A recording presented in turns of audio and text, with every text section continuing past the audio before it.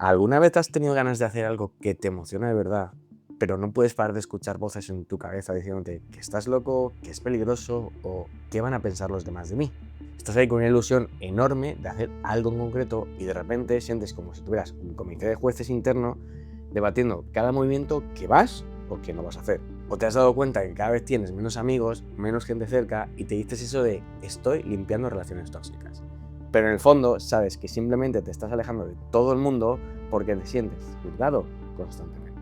Y si esto te resuena, quédate porque te voy a contar la historia real de una clienta que hizo cambiar mi percepción sobre cuánto cuesta integrar dos partes que viven en guerra en tu cabeza.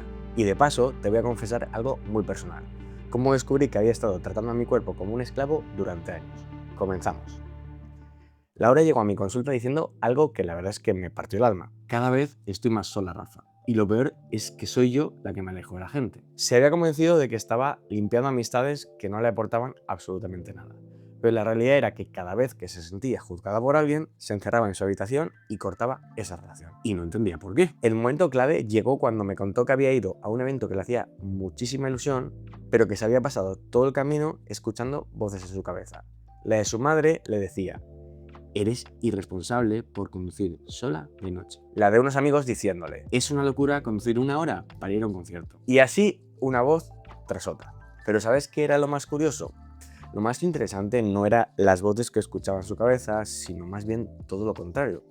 Porque lo que más me llamó la atención es que había una voz en concreto que no le decía absolutamente nada. ¿Ya te has dado cuenta de cuál? Efectivamente, de entre todas esas voces que sonaban en su cabeza, ninguna era su voz. La Laura, que quería ser libre, no tenía ninguna voz en contra de conducir 1 hora en mitad de la noche, sola, para ir a un evento que le hacía un montón de ilusión. Todos los juicios que tenía eran externos y todos ellos los había introyectado. Como cuando tu madre te decía no hables con extraños y tú, 40 años después, sigues sin hablar con desconocidos por si acaso. Lo que estaba claro es que Laura tenía un enorme deseo de explorar el mundo y de ser libre. De hecho, ella lo definió como un águila, capaz de volar, ser independiente, de bajar al suelo para relacionarse cuando le apetecía y, sobre todo, de salir volando cuando no. Pero lo que descubrimos después, cuando hicimos el ejercicio de interacción, fue tan potente que Laura me escribió un mensaje que todavía me emociona cada vez que lo leo. Y te lo voy a contar en unos minutos. Pero la pregunta clave aquí es, entonces, si Laura tenía tan claro lo que quería, ¿por qué se había estado limitando a sí misma? Y no te mentiré, esto nos costó un poco más encontrarlo. Desde el diálogo socrático no aparecía ninguna razón lógica para limitarse, hasta que empezamos a indagar y apareció algo muy consistente con su eneatipo, su tipo de personalidad: el miedo a quedarse sola. Y cuando indagamos en ese miedo, apareció la niña buena, esa Laura pequeñita que había estado toda la vida complaciendo a los demás para no quedarse sola y para recibir el cariño de otros. Y aquí es donde yo también me reconocí completamente, porque yo mismo había estado ignorando una guerra muy parecida en mi interior durante un montón de años. Te la cuento luego. El caso es que cuando hicimos hablar a estas dos partes pasó algo brutal. Desde el punto de vista de la niña, el águila era una irresponsable que no se daba cuenta de que si se marchaba a volar libre, y atención, porque aquí viene la clave de todo, al volver podría no quedar nadie esperándola. Y desde el punto de vista del águila, la niña era una especie de carcelero intransigente que siempre la encadenaba y le impedía vivir en libertad. Pero qué rápido se dieron cuenta de algo muy importante, y es que la niña tenía miedo a meterse en problemas y el águila estaba más que dispuesta a sacarla de todos ellos. Y al revés, el águila nunca se dejaba cuidar emocionalmente por las personas que la querían y la niña estaba dispuesta a enseñarla a hacerlo. Y mientras las escuchaba dialogar, yo me enfrenté a mi propia polaridad. En mi caso no es ni un águila ni una niña buena, sino algo mucho más crudo. Mi cabeza contra mi cuerpo. Mi cabeza siempre ha estado solucionando problemas y no te voy a mentir, es muy buena haciéndolo. Pero a cambio siempre ha tenido al cuerpo como una especie de esclavo. Si estaba cansado pero tenía que trabajar, pues trabajaba. Si tenía miedo a algo pero quería hacerlo, lo hacía sin escuchar las señales de alarma que el cuerpo me daba. Pero volviendo a Laura, terminó la sesión muy removida. Tanto que le pedí no decir más palabras, sino que tomara todo eso que sentía y lo pusiera en papel, que permitiera al águila y a la niña dialogar.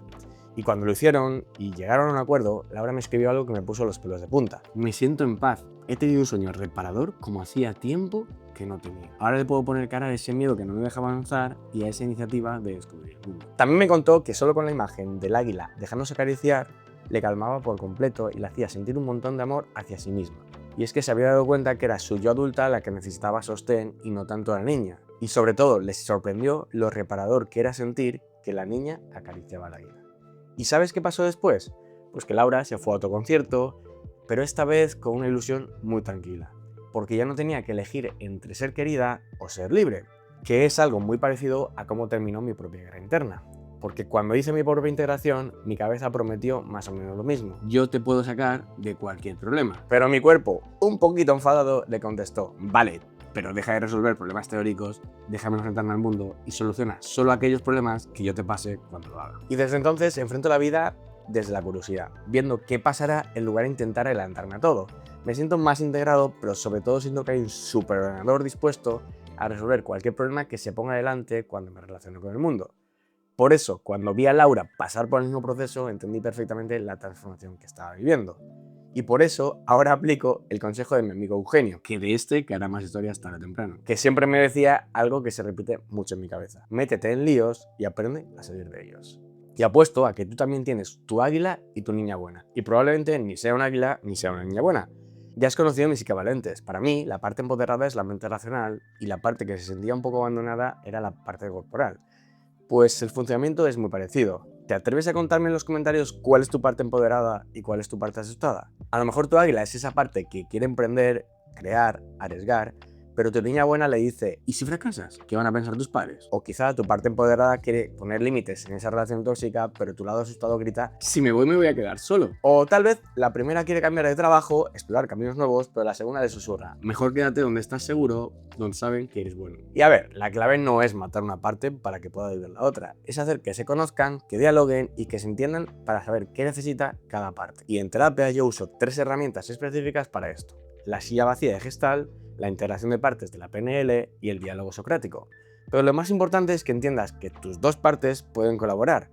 Tu parte asustada te puede enseñar a aceptar el cuidado y la conexión sin someterse, y tu parte poderosa puede volar libre sin abandonar a quien te necesita.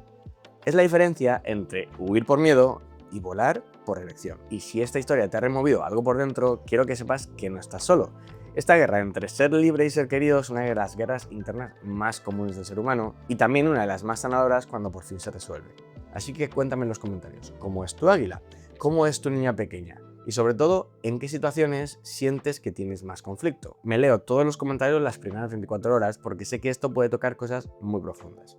Y si conoces a alguien que también vive esa lucha entre ser auténtico y ser aceptado, compártele este vídeo. A veces, solo saber que no somos los únicos ya es un alivio enorme.